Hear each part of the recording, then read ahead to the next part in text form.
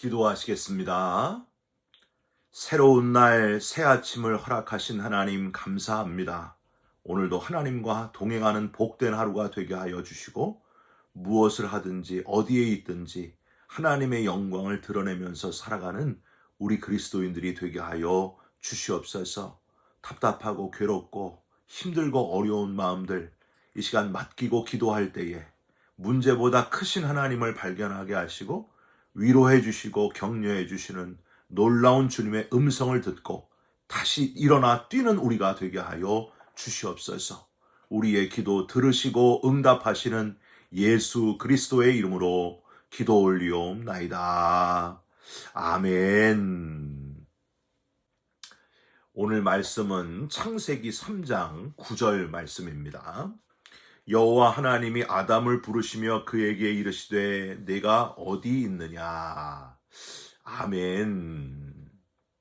오늘은 창세기 3장 9절 말씀으로 하나님의 첫 번째 질문, 내가 어디 있느냐 라는 제목의 말씀을 함께 나누고 기도하는 시간을 갖겠습니다.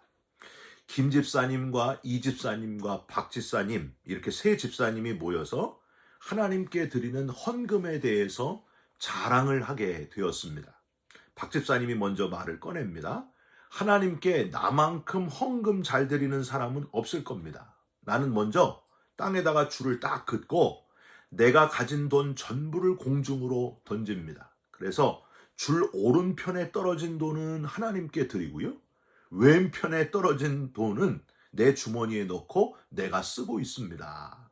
얼마나 공평하게 제가 이렇게 하나님께 드리고 제가 씁니까? 이 정도면 헌금 생활 아주 잘하는 거 아닙니까?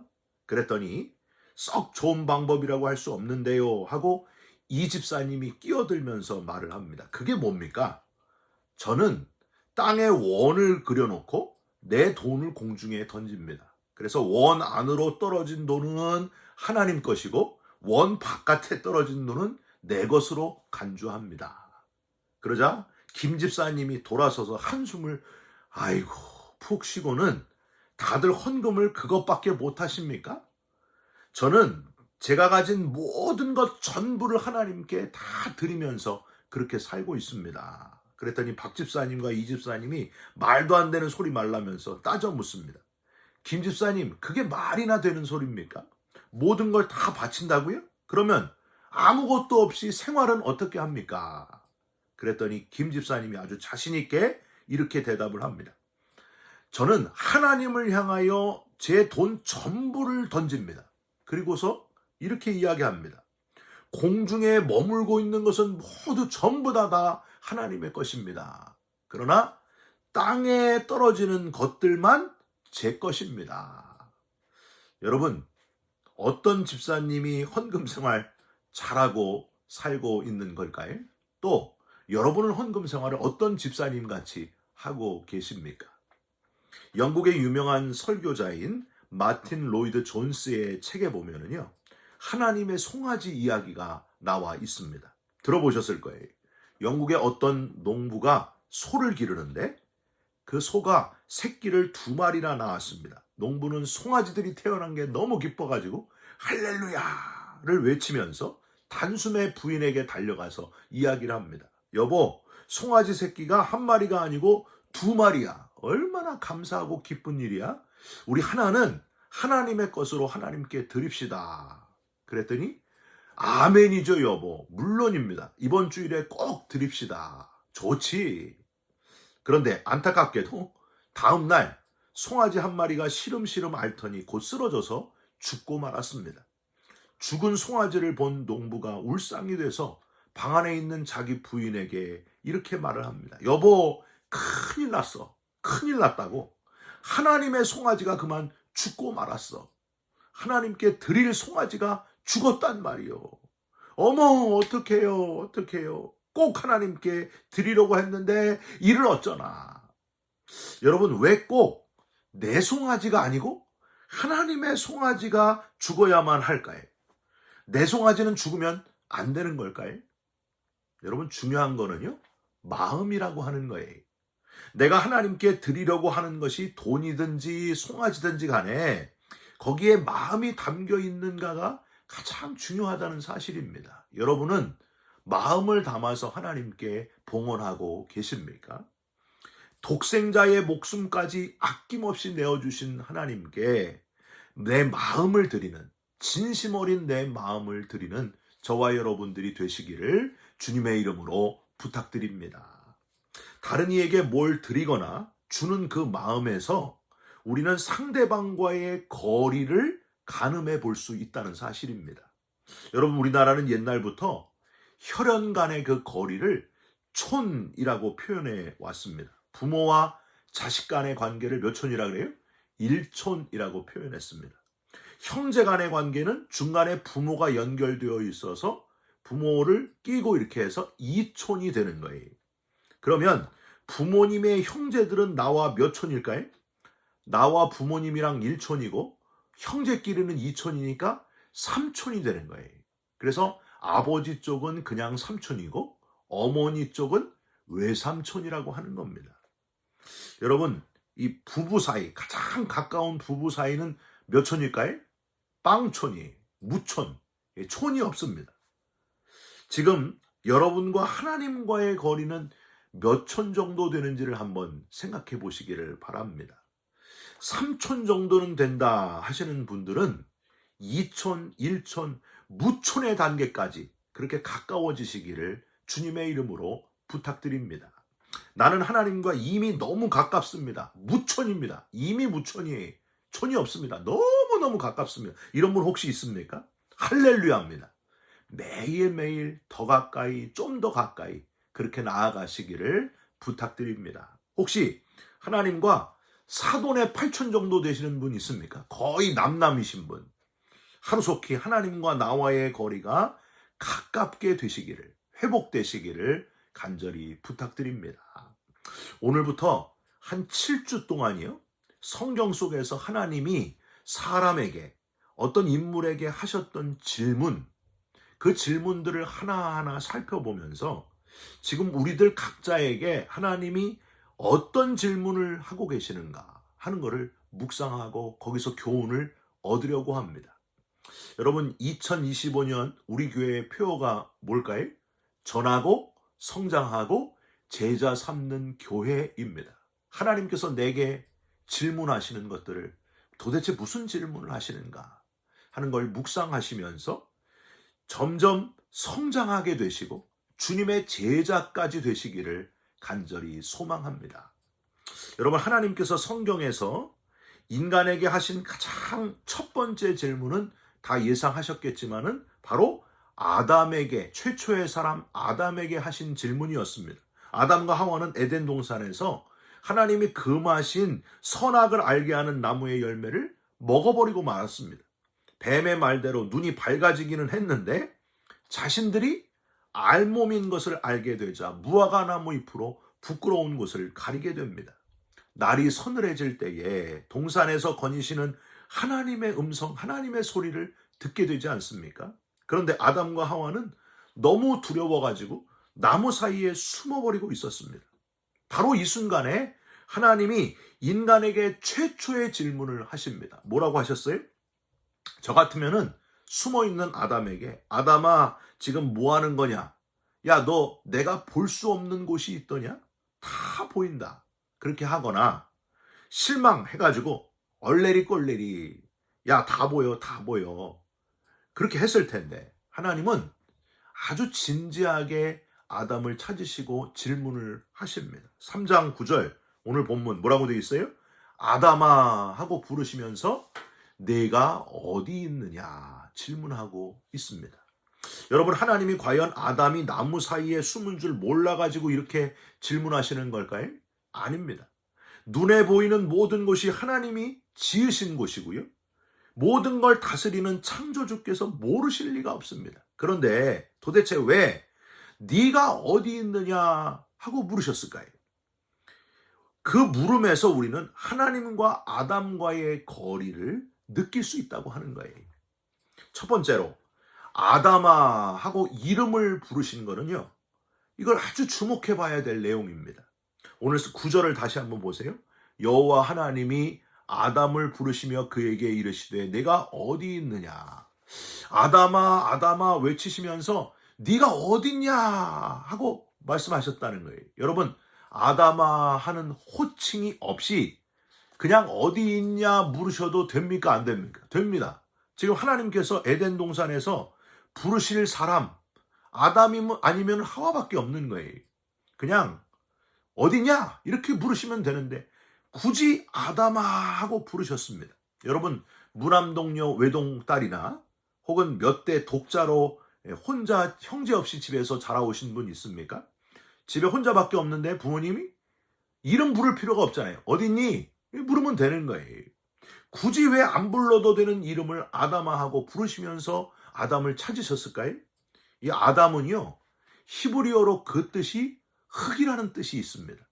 아담아 이름을 부르시는 거는 네가 원래 흙이었는데 그저 아무것도 아닌 땅의 흙덩어리였는데 귀하게 여기셔서 토기장이이시는 하나님께서 하나님의 형상대로 지음을 받아 지으셔서 생기를 불어넣고 최초로 만든 사람이라는 것을 확인하는 호칭이었다 하는 걸 우리는 기억해야 됩니다. 아담아, 너는 흙이다. 내가 너를 지었고 너에게 생기를 불어넣어서 사람이 되게 하지 않았느냐. 그런데 내가 그렇게 먹지 말라고 했던 선악을 알게 하는 나무를 왜 따먹었냐? 이게 도대체 뭐냐 하시는 여러 의미가 포함된 호칭이 바로 아담아라는 호칭이었습니다. 요한복음 21장 맨 마지막에 부활의 예수님이 베드로를 뭐라고 부르십니까? 베드로야 이렇게 부르지 않고 요한의 아들 시몬아라고 부르셨습니다. 다른 사람은 몰라도 베드로는 요한의 아들 시몬아 이걸 듣고서 알아차려야 했습니다. 요한의 아들 시몬아, 너 요한의 아들 시몬, 네가 어느 출신인지 어디서부터 왔는지를 내가 다 안다. 그런데 내가 너를 베드로라고 부르지 않았느냐? 강력한 반석이라고 너를 세워주지 않았느냐? 근데 너는 왜 다시 고기 잡는 어부로 돌아갔느냐? 사람 낚는 어부가 되지 못하고 강력한 내가 세운 인물이 되지 못하고 왜 지금 여기 와서 이거 하고 있는 거냐? 그 뜻이 담겨 있었습니다. 여러분, 뽕나무에 올라간 그래서 주님을 지켜보던 삭개오, 그저 세리장, 아주 지긋지긋한 악독 세리장이라고 불리웠던 잊혀진 삭개오의 이름을 예수님이 불러주시잖아요. 삭개오야, 내려오라. 내가 오늘 네 집에 유하여야 하겠다. 삭개오는 충격을 받습니다. 어떻게 내 이름을 불러주시나? 어떻게 내려와요? 나무에서? 불이 나게 내려옵니다. 주님을 집으로 모시면서 인생이 바뀌어 자기가 가진 것들을 다른 사람들에게 나누어 주면서 완전히 다른 인생을 살아가게 됩니다. 여러분, 수련회 때나 무슨 LTD, 아버지 학교, 어머니 학교 하게 될 때에 이름을 강조해서 부르는 건 아주 중요합니다. 내가 누군지를 다시 재발견하게 되고 지금 무엇을 하고 있는지를 진지하게 돌아보게 됩니다. 이름 부르는 게 그렇게 중요한 거예요. 하나님은 아담 이름을 호칭하시면서 그가 누군지를 그리고 뭘 하는 존재여야 하는지를 스스로 아담 스스로 확인하게 하신 거예요. 그래서 이름을 부르신 겁니다. 여러분, 얼마나 감사한 일입니까? 여러분, 우리는 그냥 흙덩어리로 끝날 인생이었습니다. 아무것도 아닌 그냥 아무것도 아닌 먼지와 같은 그런 존재였습니다. 그런데 하나님께서 저와 여러분을 사랑해 주셔서 구원해 주셨고 영원한 삶을 살게 해 주셨습니다. 저와 여러분을 부르시는, 이름을 부르시는 하나님의 음성을 지금도 들을 수 있어야 됩니다. 그냥 흙덩이로 끝나는 인생 되지 말고 내 이름을 불러주시면서 나를 구원하신 하나님의 음성을 들으시고 거기에 아멘이라고 응답하고 쓰임받는 인생 되시기를 주님의 이름으로 부탁드립니다.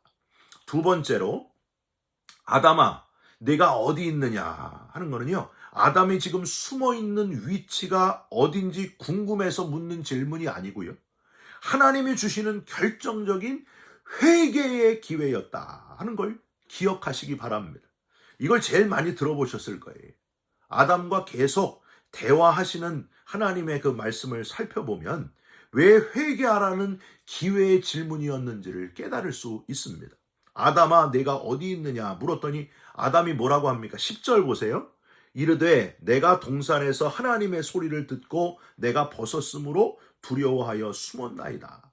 아담이 그래도 하나님이 진짜 아담이 어디 있는지 몰라서 물으시는 게 아님을 알기는 알고 대답을 했는데 꼭 필요한 말을 한 것은 아니었습니다. 이미 하나님이 다 아시는 대답하니 하나님의 소리를 들었는데 벗었기에 무서워서 숨었습니다. 이거는요, 할 필요가 없는 말이에요. 딱 보면 다 아는 내용이에요. 이 말로는 부족했다고 하는 거예요. 하나님, 죄를 지었습니다. 너무 큰 죄를 지었습니다. 불순종했습니다. 용서해 주옵소서.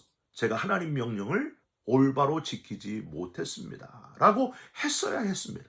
제가 아담이면 그렇게 했을 거예요. 교만하죠? 예. 꼭 할 말을 하지 않으니까 하나님은 다시 질문을 하십니다. 11절 보세요. 이르되 누가 너의 벗었음을 내게 알렸느냐? 내가 내게 먹지 말라 명한 그 나무 열매를 네가 먹었느냐? 여러분, 이 표현은 내가 이미 다 알고 있다 하시는 말씀입니다. 내가 벗었음을 누가 내게 알렸느냐? 내가 내게 먹지 말라 명한 그 나무 열매를 네가 먹었느냐? 이 말씀을 하실 때 아담은 깨우쳤어야 합니다. 역시 다 아시는구나. 모르실 리가 없지. 하고 그렇게 말하면서 항복, I surrender. 하나님, 두 손 들고 이때라도 다시 주신 기회에 대답을 했어야 합니다. 하나님, 아시는군요. 맞습니다. 뱀이 처음에 하와를 유혹했고요. 하와가 그만 넘어갔고요. 하와가 제게 준 선악과를 제가 호통치지 못하고 그냥 넙죽 먹고 말았습니다.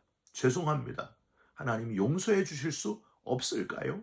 이렇게 해야 된다는 거예요. 이 대답을 하나님이 원하셨습니다. 더 나아가 하나님 다 제 책임입니다. 하와가 뱀에 유혹받도록 넘어가는데 단속하지를 못했습니다. 다 제가 잘못했습니다. 하와는 모르고 그랬으니까 용서해 주시고 저를 벌해 주십시오. 이랬으면 아마 하나님이 너무너무 감동하셔서 용서하셨을 뿐만이 아니라 큰 복을 주셨을 겁니다.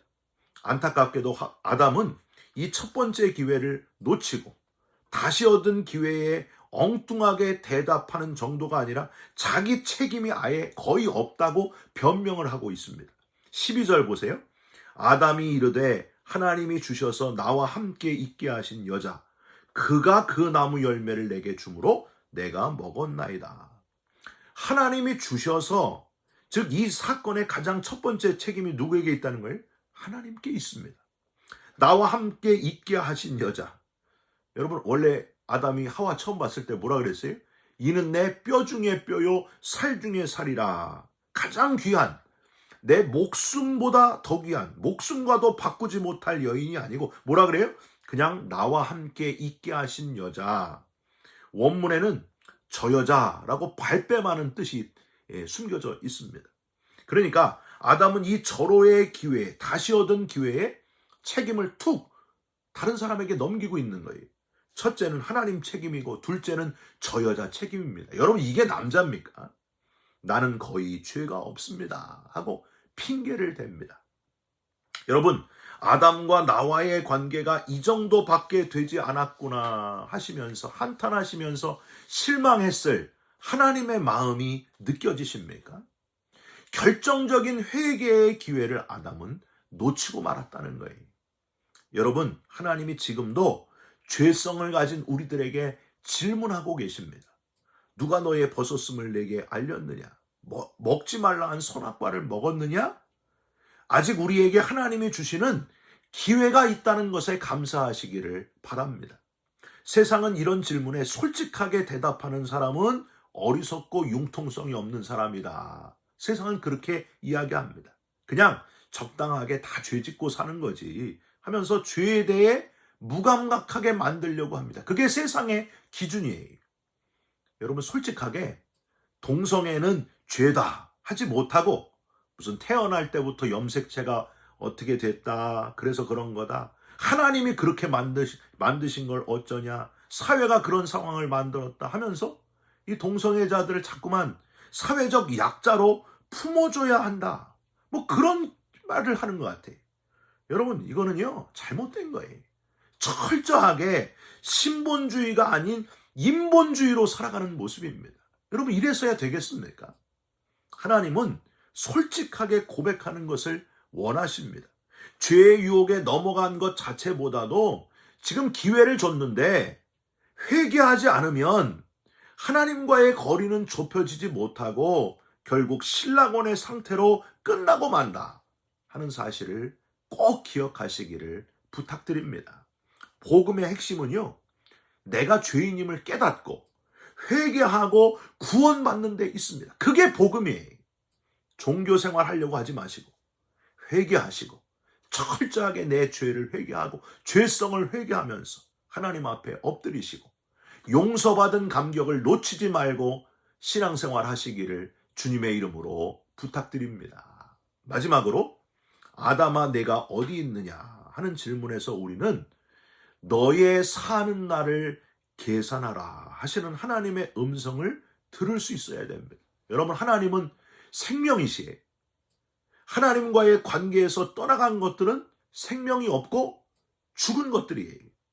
선악과를 먹음으로 하나님과의 관계에서 떠나간 아담과 하와는 바로 그날 참 생명을 잃고 맙니다. 죽을까 하노라가 아니라 정말 죽는 존재, 살아있는 것 같으나 죽음에 이르는 그 존재가 되고 말았습니다.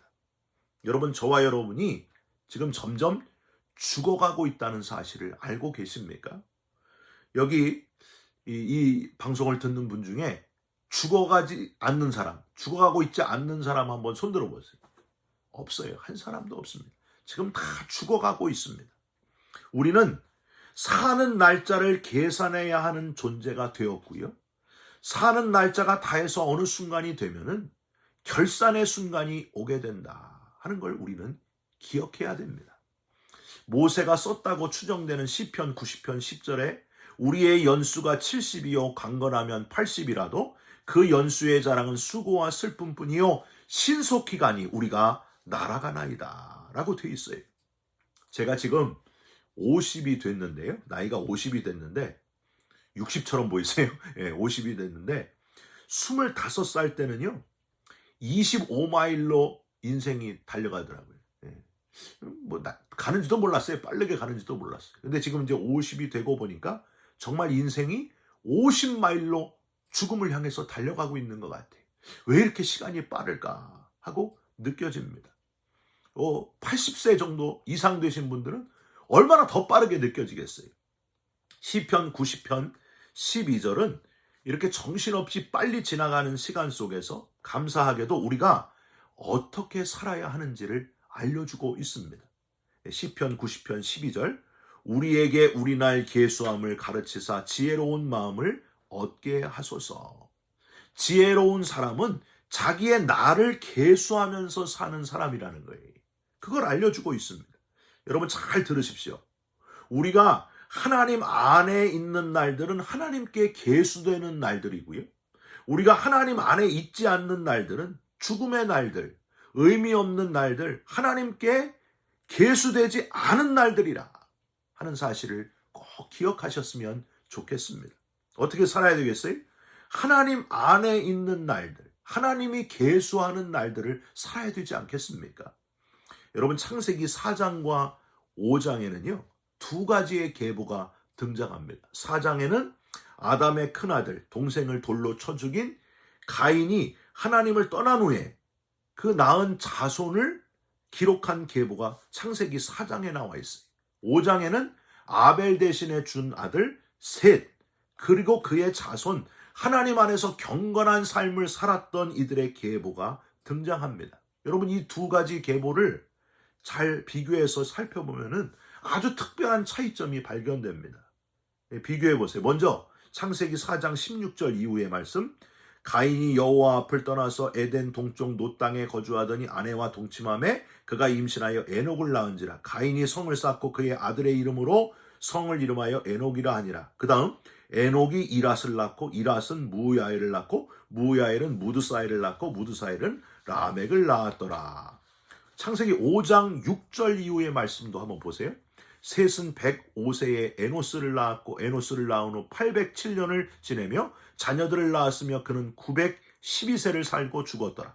에노스는 90세에 게난을 낳았고 게난을 낳은 후 815년을 지내며 자녀들을 낳았으며 그는 905세를 살고 죽었더라. 여기까지만 읽어보세요. 예, 뭐가 달라요? 여러분 차이점이 느껴지십니까? 4장에 하나님 없는 가인의 후손은 몇 살을 살았는지 몇 살까지 살았는지가 기록되어 있지 않습니다. 그런데 5장 셋의 후손, 경건한 후손은 몇 살까지 살았는지가 다 기록이 되어 있어요. 여러분 무슨 의미입니까? 하나님 없는 자의 삶은 하나님이 계수하지 않는다는 거예요. 살고는 있으나 죽은 자의 삶과 다를 바 없는 날들이다 하는 강력한 메시지가 여기 지금 담겨 있는 겁니다. 저와 여러분의 삶이 단 며칠밖에 살 수 없을지라도 하나님이 계수하시는 지혜로운 자의 삶, 하나님 안에 있는 날들로 살아가시기를 주님의 이름으로 축원드립니다. 여러분 예수님은 짧게 33년, 공생의 3년 이렇게 삶을 살았지만 십자가에서 참혹하게 끝난 것 같이 사셨지만 의미 없는 것처럼 보였지만 살고는 있으나 죽은 자의 삶이 아니었습니다. 모든 인류를 대신하여 대신 죽어주신 하나님의 거룩한 뜻을 완성하신 죽은 자 같으나 영원히 산 자, 영원히 사는 소망을 이루신 영원히 산 자의 삶을 사셨다고 하는 거예요. 여러분 나와 하나님과의 거리를 수시로 체크하시면서 하나님께 좀 더 가까이, 더 가까이 나아가시기를 주님의 이름으로 부탁드립니다. 그래서 길게 살지는 못한다고 해도 하나님 안에서 의미 있는 삶을, 의미 있는 날들을 살아가셔서 하나님이 계수하는 날들을 살아가는 거룩한 인생이 되시기를, 가슴 벅찬 인생을 살아가시기를 주님의 이름으로 축원드립니다. 기도하겠습니다. 내가 어디 있느냐 물으시는 하나님, 나와 하나님과의 거리를 체크하게 하여 주시옵소서. 우리 인생이 다하여 주님 앞에 각각 서게 될 때에 내 지나온 인생을 돌아보며 부끄럽지 않도록 하여 주시옵소서. 잃어버린 시간이 있다면 지금이라도 회복할 수 있도록 긍휼을 베풀어 주시옵소서. 나의 삶이 하나님께서 받으신 바 되고 하나님께서 계수하셨음을 아는 그 기쁨을 가지게 하여 주시옵소서. 우리에게 날 계수함을 가르치사 지혜로운 마음으로 채워 주시옵소서. 예수 그리스도의 이름으로 기도하옵나이다. 아멘. 하늘에 계신 우리 아버지여, 이름이 거룩히 여김을 받으시오며 나라가 임하시오며 뜻이 하늘에서 이룬 것 같이 땅에서도 이루어지이다. 오늘 우리에게 일용할 양식을 주옵시고 우리가 우리에게 죄진 자를 사하여 준 것 같이 우리 죄를 사하여 주옵시고 우리를 시험에 들게 하지 마옵시고 다만 악에서 구하옵소서. 나라와 권세와 영광이 아버지께 영원히 있사옵나이다. 아멘. 사랑하는 성도 여러분, 사는 것 같으나 죽은 자의 삶을 살지 마시고 짧게 사는 것 같으나 영원한 자의 삶, 영원한 삶, 그날을 소망하면서 살아가는 지혜로운 그리스도인의 삶을 살아가시기를 주님의 이름으로 축원드립니다. 여러분 사랑합니다. 축복합니다. 감사합니다.